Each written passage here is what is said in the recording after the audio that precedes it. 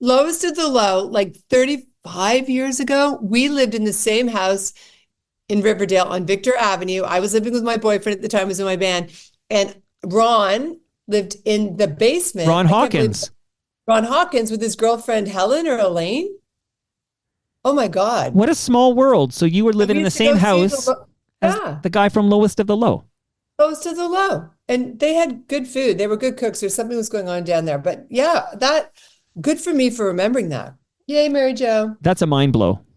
Yay. What up, Mike? Toronto. VK on the beat. Check.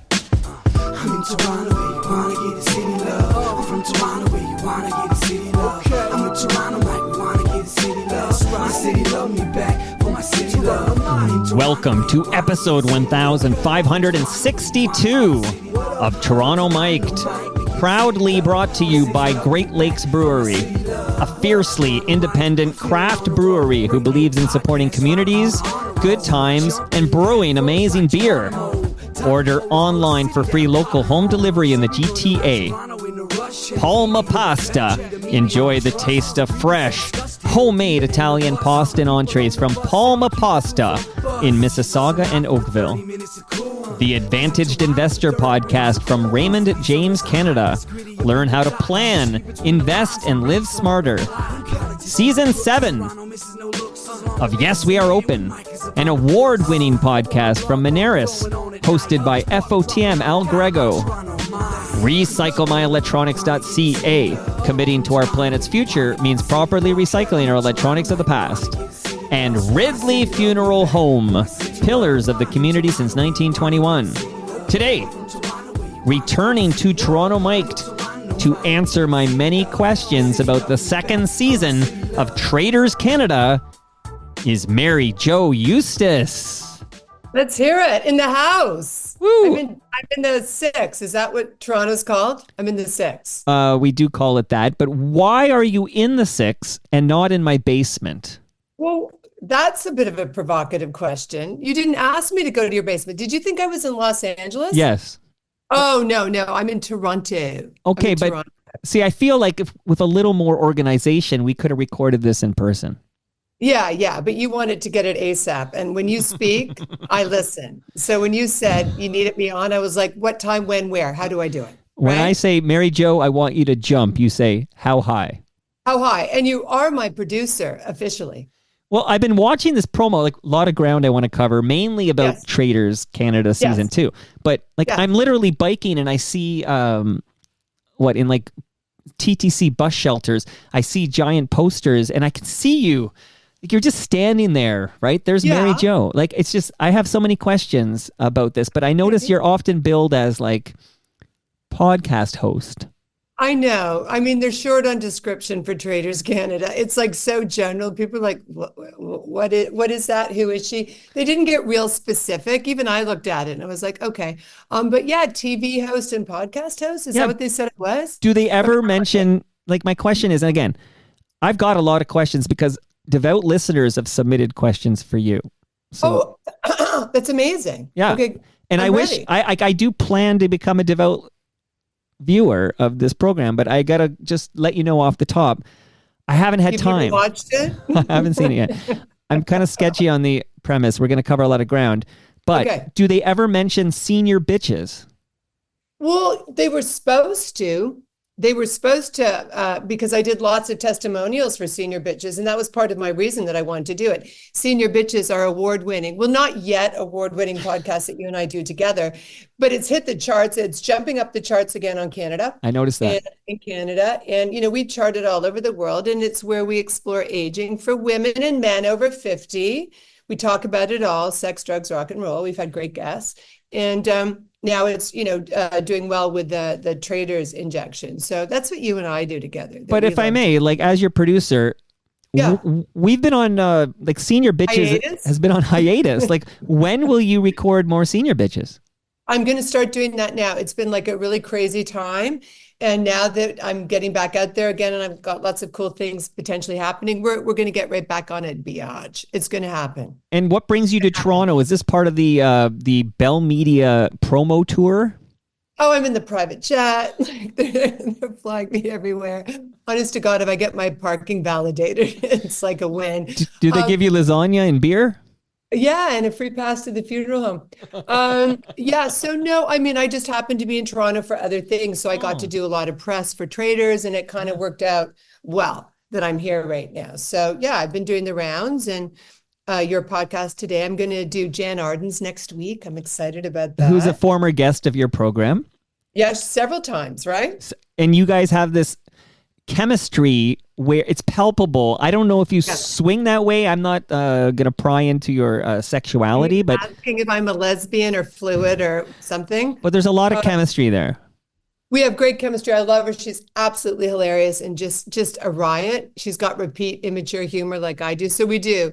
And she's just a brainiac too, right? So she goes off on all sorts of different tangents. So we have wonderful conversations. So I'm looking forward to that. But currently I am single. Well, that was my next question. What is your current status? How long have you been single for? A year. Are you dating? Like, are you on the apps? Well, remember when I was whoring it up in LA? I was doing all my dating for several years and we talked about all of it. Yeah. Well, you know, I have a Substack called Senior Bitches. Yeah, of course. Substack so people can check in. And my last entry the title was To All the Men on Bumble. Are you guys okay? And I actually did like my experience on Bumble with 3 responses that I got. And I said to people, who would you pick? Like, seriously, because it's a shit show. It's a shit show out there. It is. You're married, you're happy, but it's scary out there. Have you considered like meeting people in the real world? Like maybe you don't need the apps. You're Mary Jo Eustace. You're gorgeous. You're smart. You're funny. Well, I live in LA and the men are infantilized and date their nurses, or there's actors, and I'm not doing that again. So the apps do not work for me. I cannot, as I call it, shop for humans online, which is online dating. I'm not good at it. I don't have good radar. So I've met people in the real world, and my psychic says I have 2 guys that are going to be coming at me that are going to be amazing. Amazing. One with kind of brown eyes and one with green eyes. So apparently that's around the corner. That counts me out. I got blue eyes. Yeah, you're married. Hi, 4 kids. But apparently that's coming my way. Who knew? Right? Okay, so you're single. We're going to put that out into the universe. Mary Jo Eustace, currently single. New senior bitches are coming. Yeah. Why won't Jan Arden come on Toronto Mike? What's up with that? Well, she doesn't like you. And, you know, we've talked about it ad nauseum for hours. She's like, that guy, is he the funeral home guy? Are you still working with that Toronto Mike loser? That Mike, have you asked her? Oh, I could tell you. I believe I have. Yes. Yeah. I believe. I've actually asked through PR representatives. Like it's tough to get to Jan directly unless you're Mary Jo Eustace. Like maybe you need to be you need to broker this deal. I'll be your Jan Arden bitch. I'll see what I can do for you, okay? I expect some free pasta and some of that beer. God. No, I'm not drinking. I haven't drank in 10 months. Well, don't bury the lead here. Why did you stop drinking? Because 2 things. I'm unfiltered anyway, and when I drink, I get even more unfiltered, which is not a good thing. And I order online late at night, which is not a good thing. And it wasn't making me feel good. And I actually talked to Jan about this. I had her on my show several times, as you know. And I stopped January 1. And I have not drank since January 1. And I feel better. And I don't know if I'm going to go back, truthfully. Well, as your producer, I think your Senior Bitches podcast is better when you're a little tipsy. You think so? When I was drinking vodka shots, you liked it better?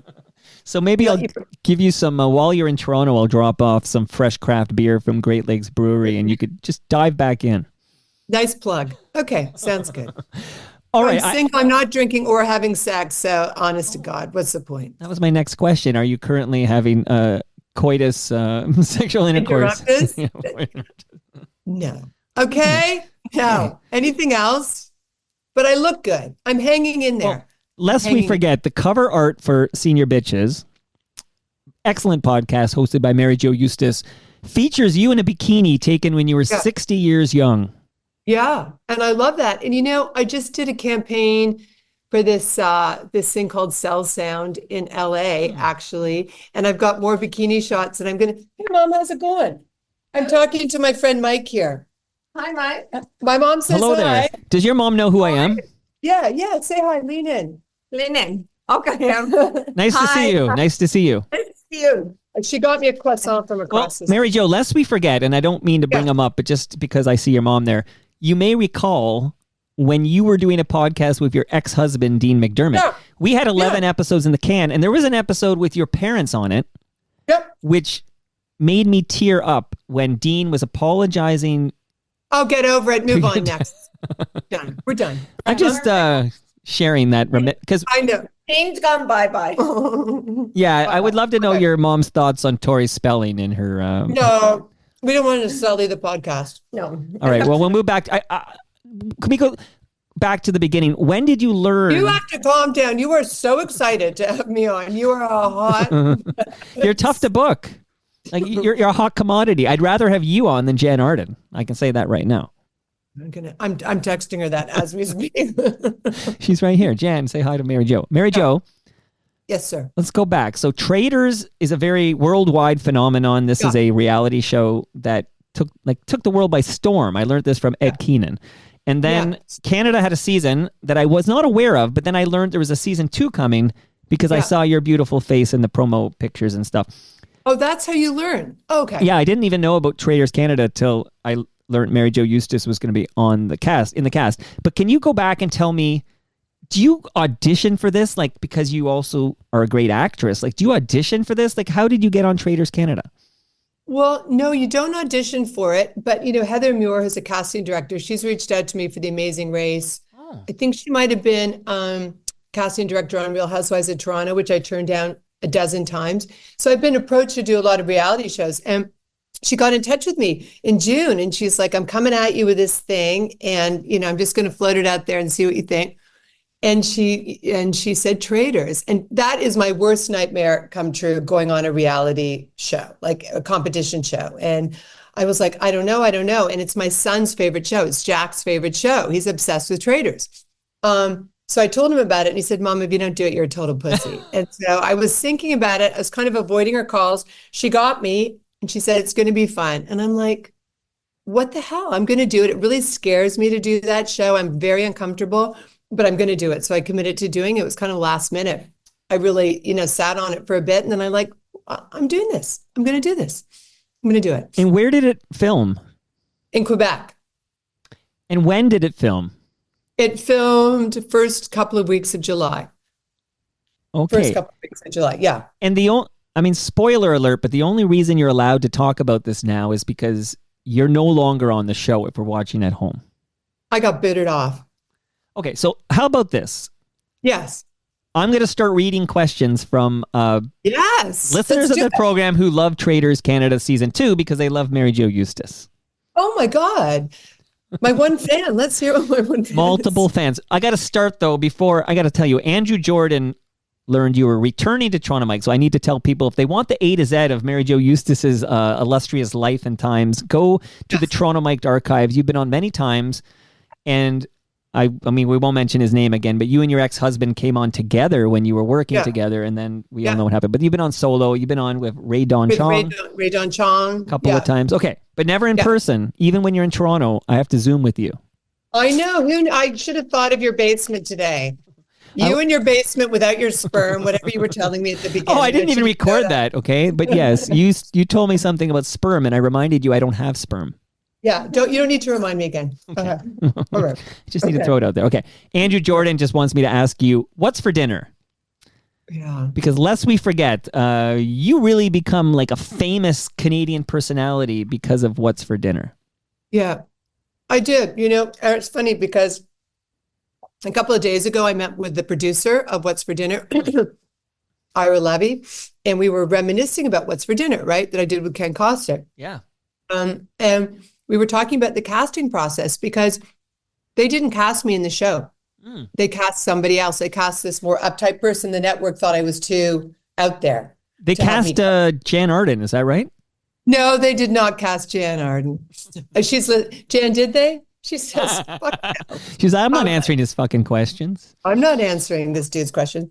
So I was so excited. I audition, and then I don't get the job. And then a couple of days later, I get a call late at night that said, okay, we're firing the other woman and we're bringing you on the next day to learn the cameras and start shooting the show. Wow. So it was like, just like an indoctrination by fire. And we just talked about like all the stuff that went on behind the camera, that would be such a great series, because Ken was firing me left, right, and center. He sort of, had a Napoleon complex. Like all the dynamics of it were insane. And Ira, like 25, 30 years later, the crew members, the directors, who all work all around the world, say it's the funnest show they've ever been on, because we had such a blast. I mean, it was just so great. And out of the gate, it was a success. This obnoxious, tall, big woman and this little gay man kind of abusing each other. Right. And if we were doing it now, we'd be billionaires. We broke so many barriers, because he came out on national TV. Like we did, lots of gay humor. It was really kind of a revolutionary show. And to this day, people reach out to me who are 30 or 40 and say, you saved my life when I watched that show. Right.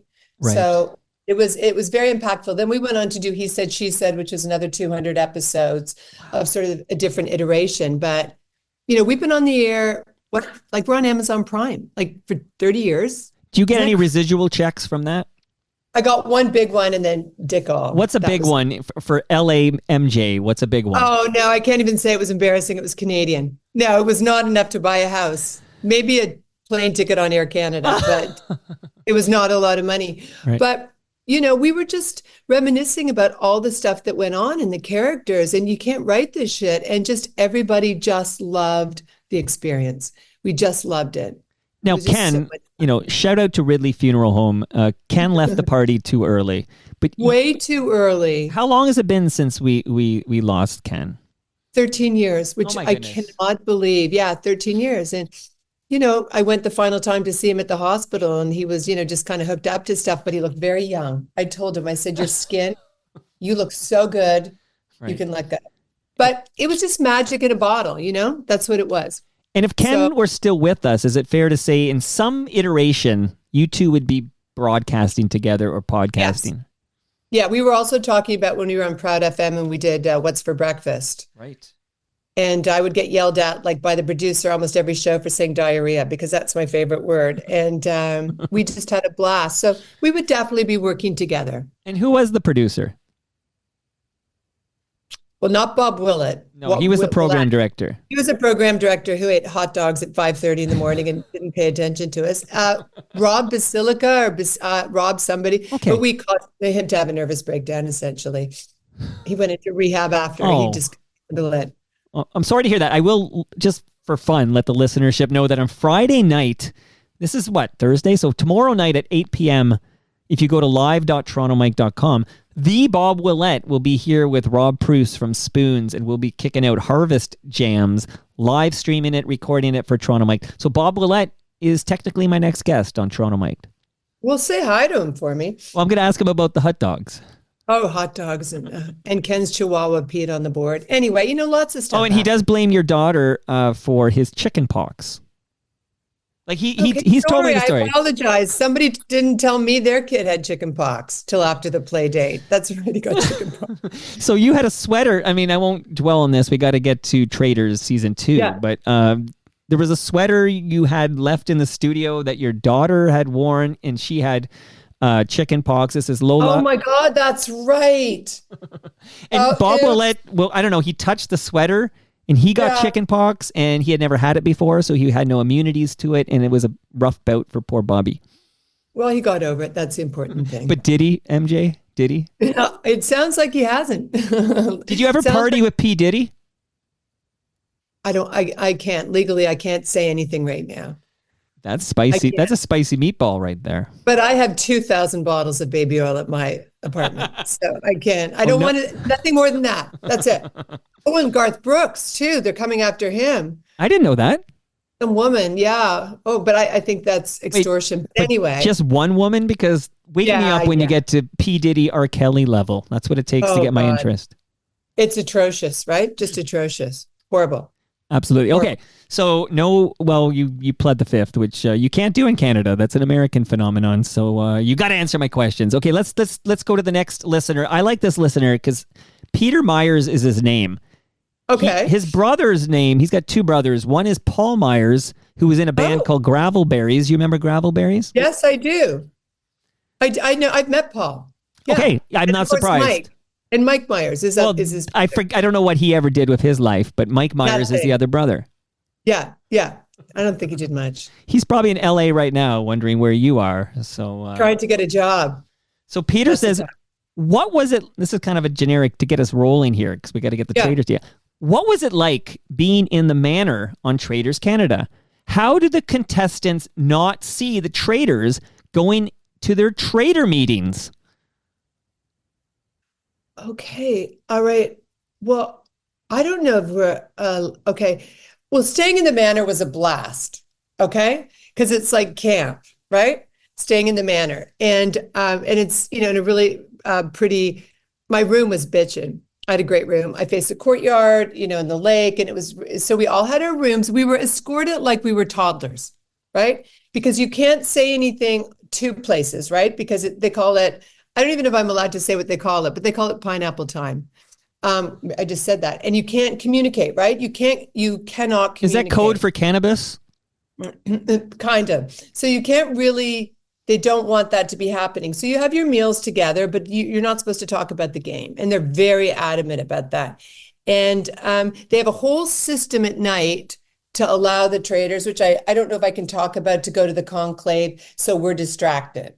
Right? Wait, but you keep saying, I don't know if I can talk about it. So, but I think you can talk about it. Why would you think so? You don't even know what the show was. So here's the thing. So at night, to answer your question, because we're all staying in the manor, right? And we're one room apart.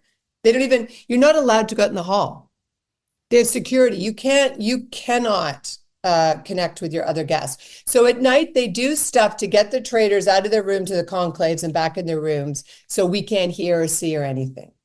Does that make sense? Well, that's the follow-up from Lieve Fumka, who's an FOTM Hall of Famer. She says, how do they ensure that when the Traitors meet, the other contestants don't peek out and see who they are? Because there is security in the hallways. If you open your door, you're out. Like, you are lectured. Everybody has an escort that takes you. So they want to keep the secrets of the game, right? So you can't. It's impossible. If you open your door, you're kicked out. Okay, how about this? For those who aren't watching, are you able to tell us the premise of this show in like an elevator pitch? Yeah, okay. I am. Thank you. To you, who's never seen it. It's very simple. For the listeners who don't know what the hell we're talking about, please establish the premise here. Okay, so they take 20 or 22 people. Okay. They take them to a beautiful location, all right? And you are separated, no computers, no phone, no outside interaction, nothing, right? And you spend all your time together with these people.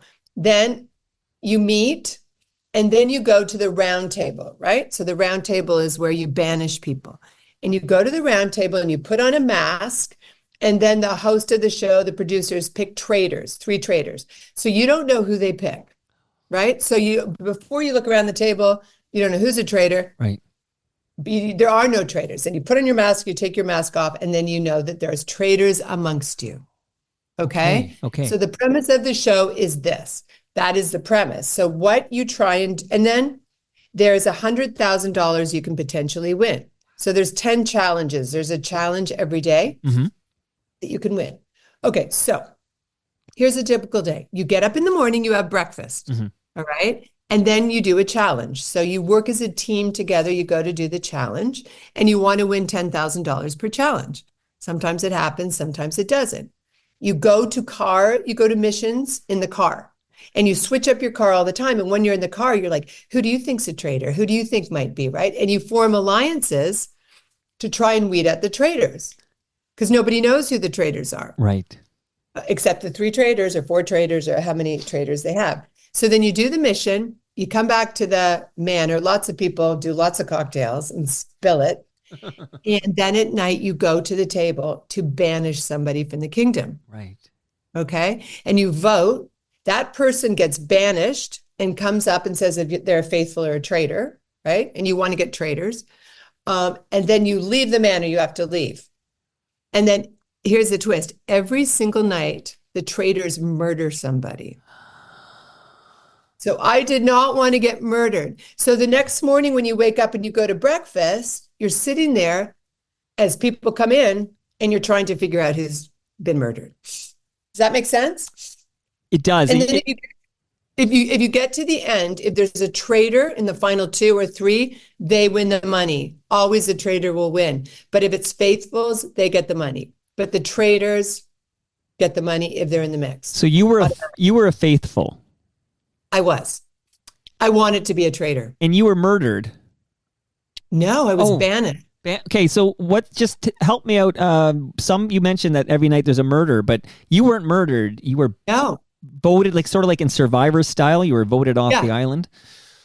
I was one of the strongest, most liked players. They get rid of the strong players at the beginning, right? Right. They don't want them coming. So what happened in my episode is I had made this alliance. Do you know Enoch Mumba? I have a client, Donovan Bailey. He was once the fastest man in the world, and we had him on as a guest on his podcast. So I had him on, and he's an Argonaut, a former Toronto Argonaut.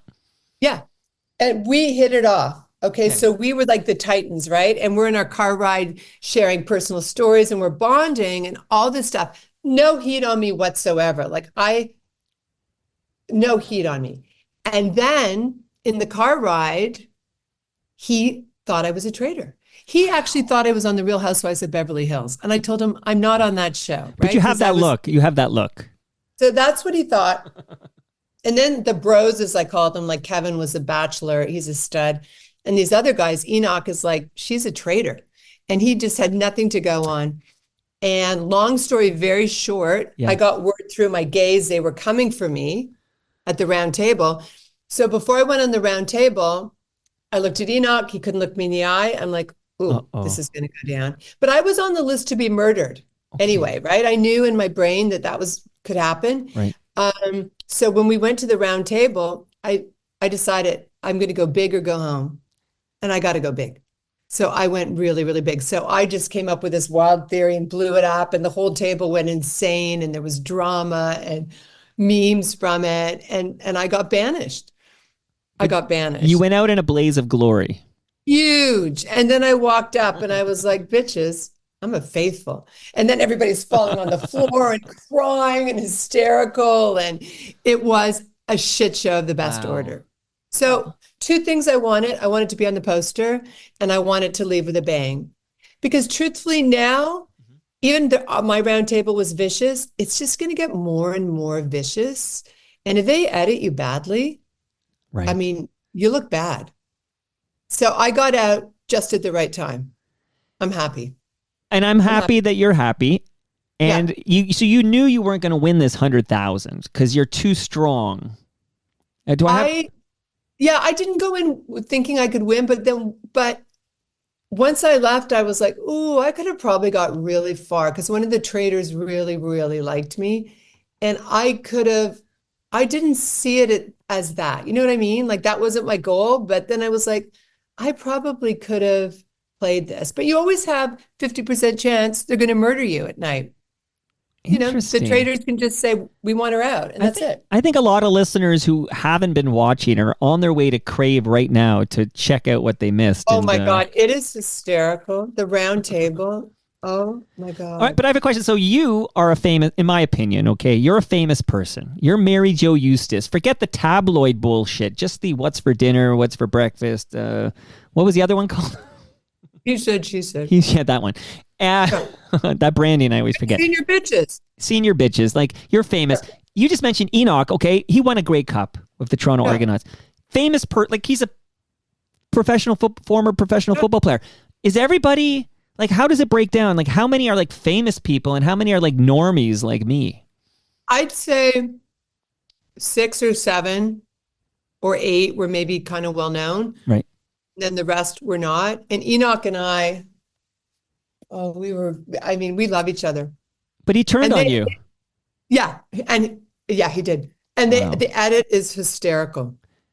It's so funny that, I mean, there's moments, and then the round table when he came after me was amazing. It was just amazing. And when he found out I was a faithful, oh my God. Wow. Well, here's what I want. I'm going to pitch this because this is what I want very much. If and when, because I have no idea, you've never told, obviously you've sworn to secrecy on everything and you've never told me anything, but if when Enoch is eliminated from this game, could I have a Zoom with both of you? Oh, I'd love it. So this is what I want, and I don't know how long he'll last. For all I know, he wins this thing. I don't know anything. I like it that way. But when he's allowed to talk, you two join me and we talk about this, because it sounds like you guys were like an alliance and he just sort of turned on my MJ. I don't know.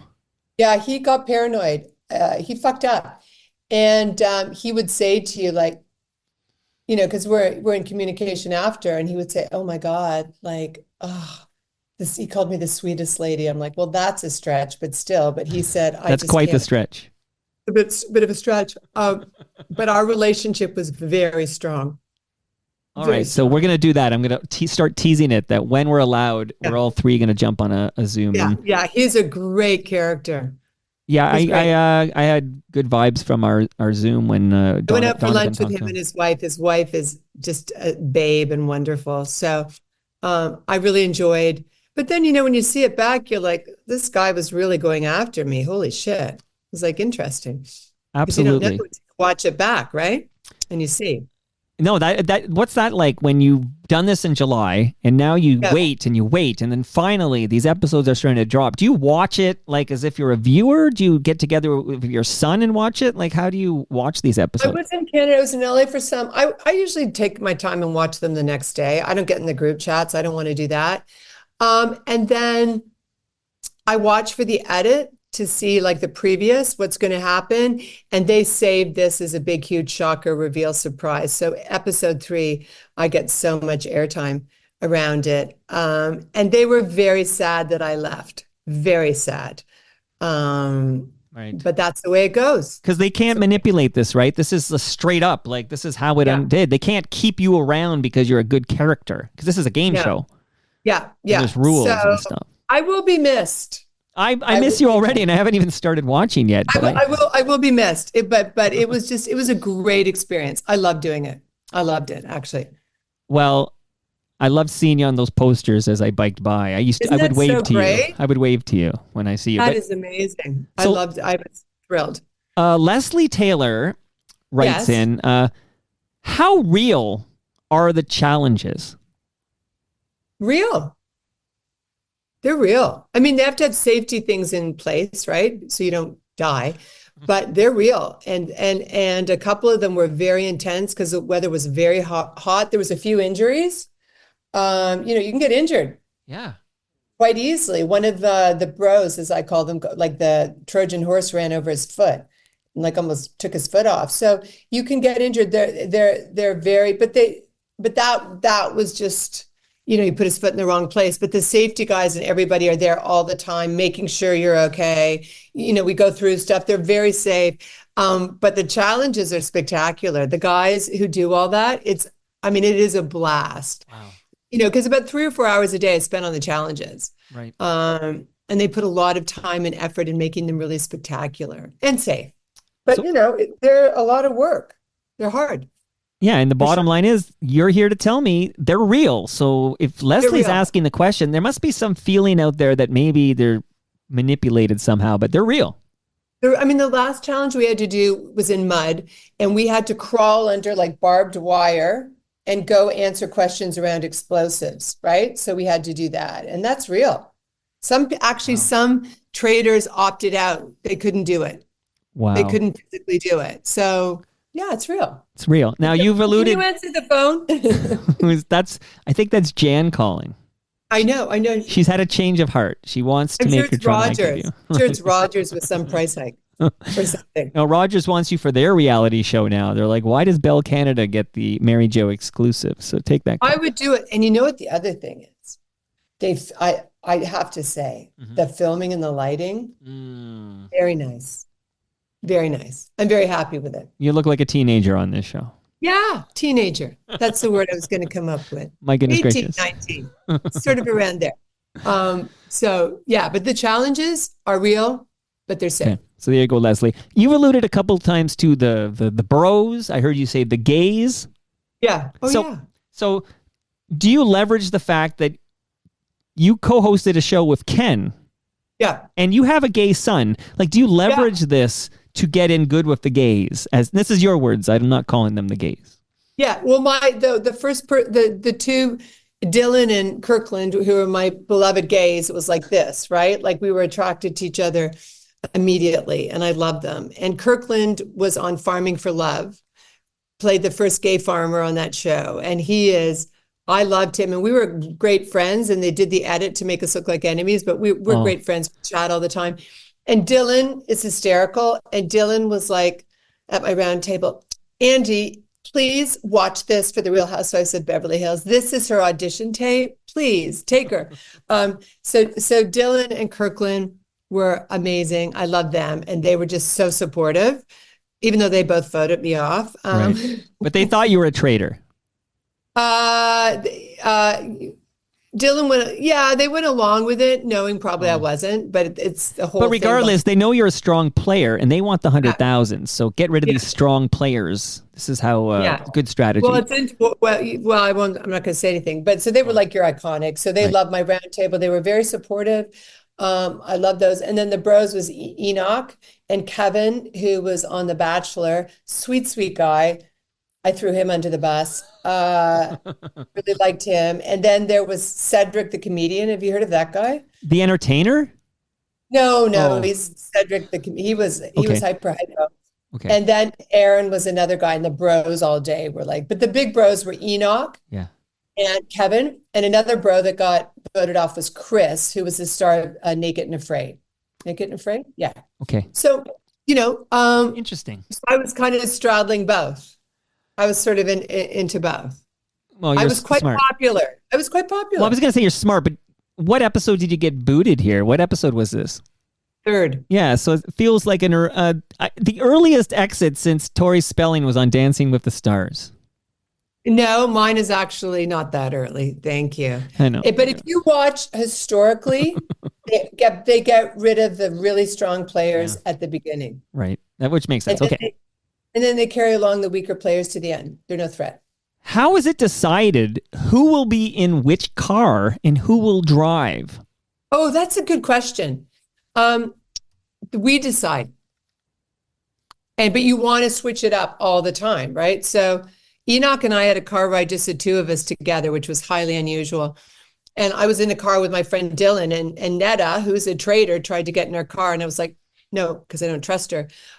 So we would decide at lunch, I want to be in your car, I need to talk to you, because they film it. So you're always switching it up, right? Right. So the players decide. And sometimes players get left out. They're like, no, you can't come in my car. And then they're going to talk about you. It's like high school, basically. I love it. You know what? I gotta get on this. Okay. Lieve Fumka, do the contestants get paid a certain amount and then the longer they stay, they get extra money, like a bonus for lasting? She wants to know the payment structure here. Oh my God, what is she, an accountant?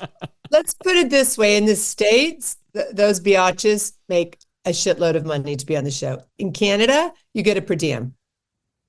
A per diem, okay, good. So you can get your Big Mac combo or whatever. Okay. Yes, you can buy your gum and smokes or whatever. So right. and then of course you want to get the prize pot at the end. That's like the whole thing. Well, on that note, so the follow-up is the money at the end that the final person gets, is that on top of what they're already being paid to participate? But you just explained it's a per diem. It's nothing. It's nothing. It's nothing. You get more for being on Toronto Mic'd.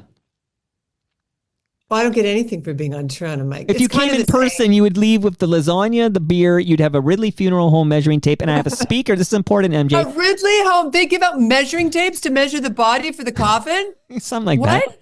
But I have I think this is sweet. I have wireless speakers. They sound amazing. They're from Moneris, so you can listen to season 7 of Yes We Are Open, which is an award-winning podcast from Moneris hosted by FOTM Al Grego. He went to Winnipeg, for goodness sakes. Maybe, I don't know where Jan's hiding, Calgary, I think, but he went out west and he captured some great stories from small business owners.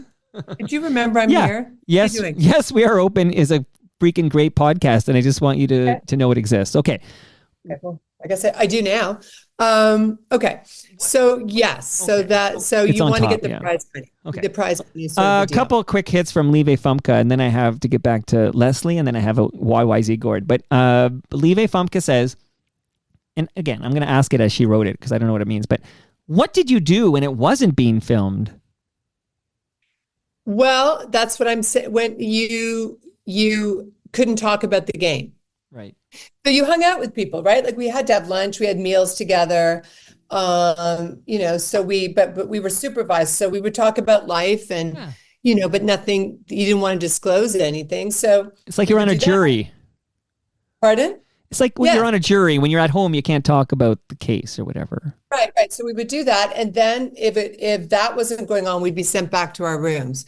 And again, no TV. I mean, if you had a book, you could do that, but your brain was a bit fried. So either, supervised by the show, not to disclose, and you got to know people that way, or else you'd be back in your room. Fascinating. Or the people who would go outside and have cigarettes. But, And Lieve Fumka is so curious about this. She wants to know, what do you do at night? Like, what do you do at night? She wants to know what's going on when you're not on the camera.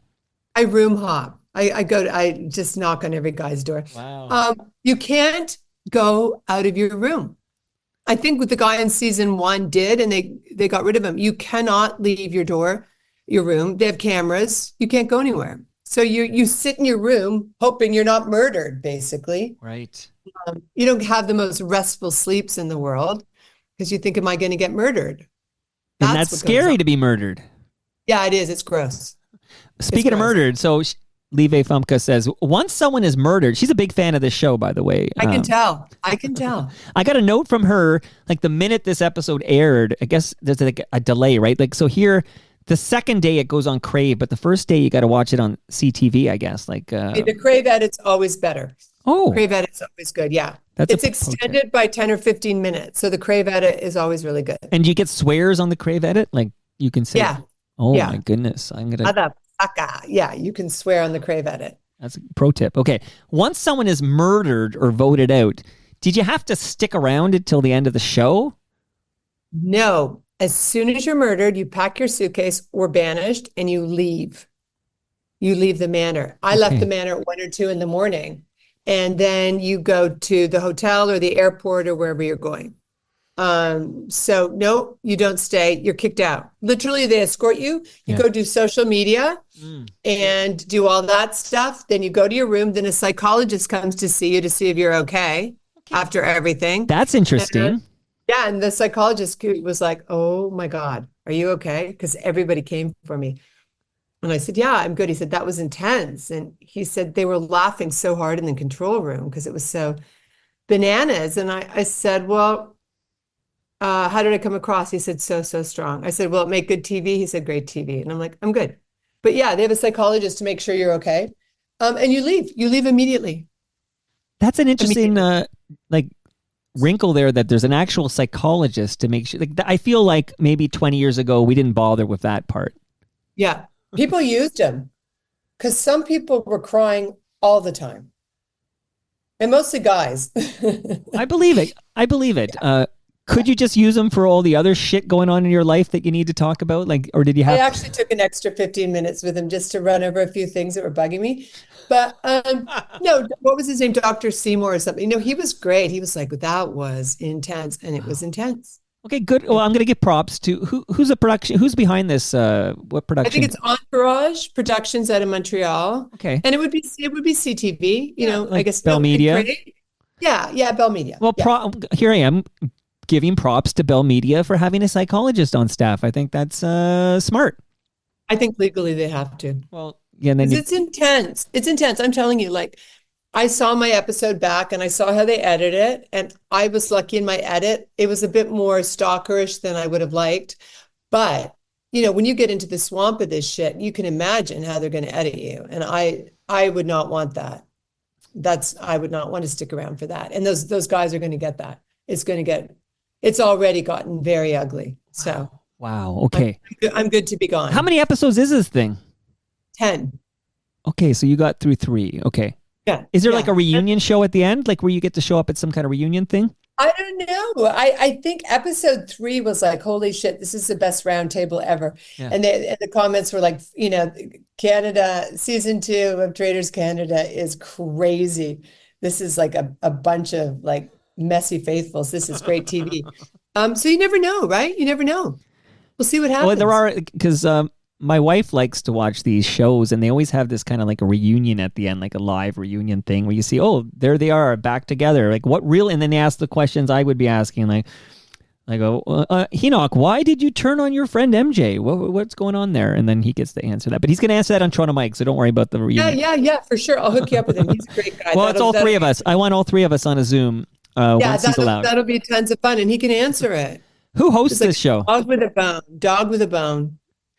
This woman called Corinne. She's French Canadian. She's beautiful and dramatic, and she was great. She was so fun. Yeah, she's an actress. It's over the top. Yeah, she's an actress. It's kind of campy and over the top. Well, Live Famke, and she gets 2 more questions, and then we move on to the next listener. I know. Well, actually, this is her last question. I'm cutting you off, even though you're a Hall of Famer, Live. Did you ever snicker to yourself about Corinne's outfits? I did. I rolled my eyes a lot. I just was like, it was so hot in the field. It was like 100 degrees, and she had on Vivienne Westwood and ball gowns. And I'm like, oh my God, that must be so gross. Because she had to be out in the sun. They had a little umbrella to protect her. But I mean, they were funny. I mean, I laughed at some of them. They were just crazy over the top. But I felt for like in this ball gown, it was 110 degrees in a dirt field. But she pulled it off. She pulled it off. So I know people love those outfits. It's a big part of the show. Absolutely. Okay, now Leslie again. You did address this, but I feel like I owe it to Leslie to ask it again, and maybe you can just revisit it. But what do you think contributed to you being targeted at the round table? I think what contributed to it is Enoch got paranoid and delusional. He had no foundation for it. He was wrong on everything. He thought Kira was faithful. So his radar was completely off. Mm-hmm. And his wife told me when he gets something in his head, he won't let it go. And he was like a freight train, and he didn't listen. Right. And he just, and then I found out some stuff like that maybe they weren't going to go for me at the round table. So he had nothing to base it on. And he's very he's like an athlete, and he's very like trustworthy, and he was like getting all these guys together, and me coming out and kind of blowing things up, and then I sort of changed direction a little, brought heat on me anyway. But people did not want to vote for me. But I had to make a choice. Like, am I going to let these guys come get me and just sit there, or am I going to go after them and try and change the dynamic? And that's what I decided to do, knowing that I was going to be up for murder. So imagine if I did that show, didn't say anything that round table, and then they murder me that night. No, thank you. No, like you said, go big or go home.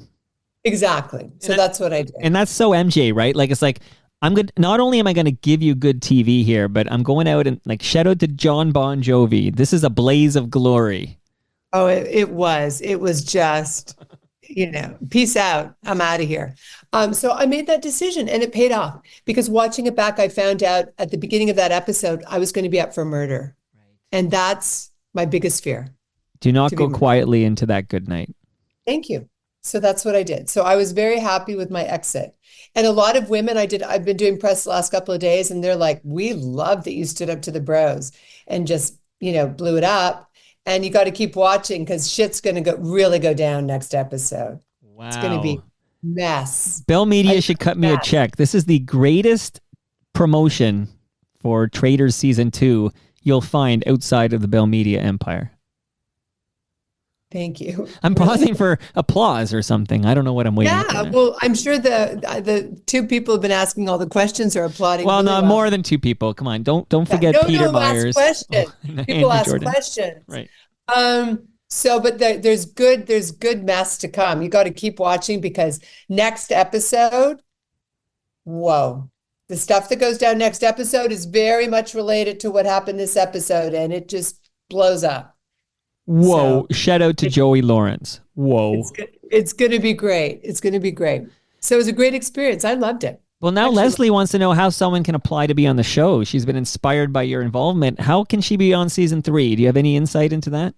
Leslie, just go to CTV because I know they put out casting calls for it. So just go to CTV or Crave and look for it. And I know they take people that way, and then they reach out to people as well. So give it a shot that way and see if you can get on the show. And we can interview you next year. You know what I thought? Think. Yeah, then she can come on talk. I thought you were going to say, Leslie, fucking Google it. Leslie, fucking Google it. So you're on, I noticed the MJ who's promoting. What am I, your Traitors bitch? I don't know. You're my only link to the show. You and Enoch, who I'm going to have him on soon. Okay. Yeah. This is a good way to wind things down. Okay. Love it. I know you only have an hour because you've got to be on breakfast television or something in 5 minutes. Who knows? I think that Kimmel's calling. Go on. Right. You're going to go big leagues here. Okay. I think Johnny Carson's online too. Okay. Might be. Shout out to Ridley Funeral Home. Okay. There you go. YYZ Gord. In retrospect, Mary Jo, are you glad you participated on Traitors?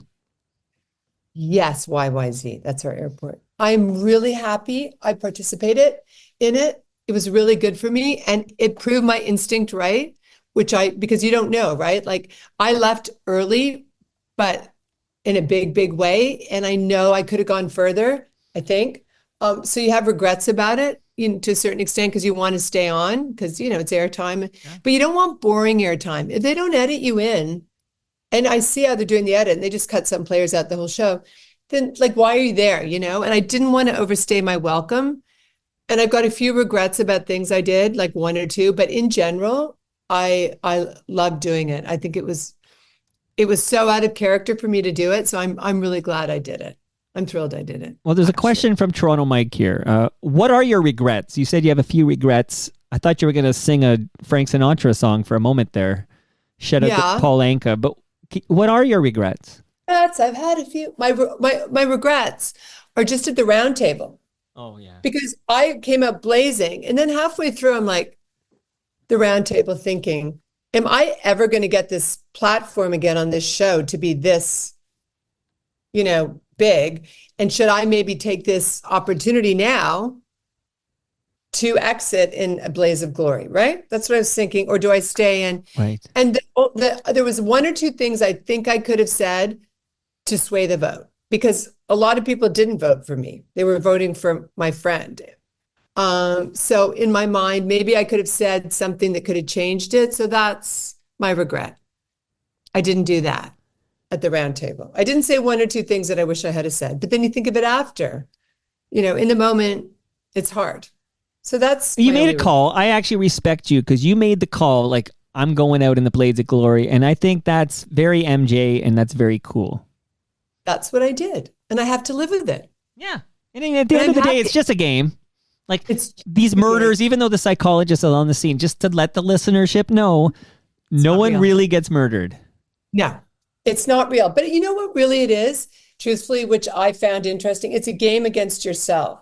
It's how you act in pressure, how you make decisions, how you show up, and you see, and like I said, I'd hate to be in episode 8 and just be slimy and swampy and gross. And I didn't get that. And I can see people are getting that. And I have no interest in that. So it was a win-win for me at the end of the day. It was great. When I said the question was coming from YYZ Gord, who has a second question, you wanted to let the people know listening that YYZ, or YYZ, as I like to say it, is our airport. Do you think anyone's listening to this episode of Toronto Mike who does not know that YYZ is our airport? Well, I don't know. I don't live here anymore. So I just wanted to do the shout out. I think it's cute. It's YYZ. He identifies with the airport. Right. That's a strong identification. So, that was kind of cute. Absolutely. Like, I don't do NJLAX. I don't know. It's adorable. Adorable. And on previous episodes of Toronto Mike, you've been very clear. You're never going to live in Toronto again. Well, you never know. Who knows? You've been very adamant. Like, you hate Toronto. Well, the last few times I've been in Toronto, I've had a nice time. Oh, my gosh. And since I want to cross-promote another episode of Senior Bitches, your fine podcast, I just want to say that David Furnish episode was unbelievable, firstly. And secondly, just the mind blow of how your childhood friends of Elton John's husband here in Toronto, like just a wonderful conversation. Yeah, I think people should revisit David Furnish. Okay. And Jeannie Becker's got her book coming out, and we did a great interview with her. That was beautiful. Jan Arden. Always was great. Awesome. Yeah, a couple of Jan Ardens. And, Alana Stewart. I mean, we had great people. Captain Jason, the millionaire matchmaker. So people should really check it out. Jan Arden might be God's gift to podcasts, which is why I don't need her. I can do it myself, MJ. You say so. You and Ridley Funeral Home can definitely do it. Oh, one last note before I get to the last question here. I just want you to know, MJ, while you're in Toronto, maybe this is more for your mom. Maybe I should have you put your mom on. But if your mom's got like a drawer or a closet full of old cables, old electronics, old devices, I don't want your mom throwing that in the garbage because those chemicals end up in our landfill. I want your mom to go to recyclemyelectronics.ca, find out where there's a place near her. She can drop that off to be properly recycled. Okay, I'll tell her right now. Put her on. I have a message for her. All right. I'll let her know. She's having a martini. I'll let her know. You're right. It's still morning. It's still that doesn't matter. Martini Doesn't time. matter. Okay. Shaken, not stirred. Okay. What was your favorite experience? So the time you spent in Quebec filming Traitors Season 2, now available on Crave. What was your favorite experience? Oh, and people, please go to my Instagram, Mary Jo Eustace, and follow me, please. Absolutely. And I also have a Substack called Senior Bitches, which is great. And it's free. You can always upgrade to paid, but it's real. I tell lots of secrets there about lots of things. My favorite, I think that my favorite parts of Traitors were in the car, and connecting with people and doing the challenges because we, as a group, I love that, And look, it's like, don't judge a book by its cover, because you suss people out and you think this, that, and the other. And then you get to know them and their stories, and it's a whole different ball game. So just unraveling all the different people and getting to know them. And it was like summer camp for adults. So I really enjoyed it, but I loved working as a team. When we worked as a team, that was really fun. And who from this show will you still be friends with in 1 year's time? I think Kirkland, Dylan, I really like Gail. I love Enoch. I think those guys probably the most.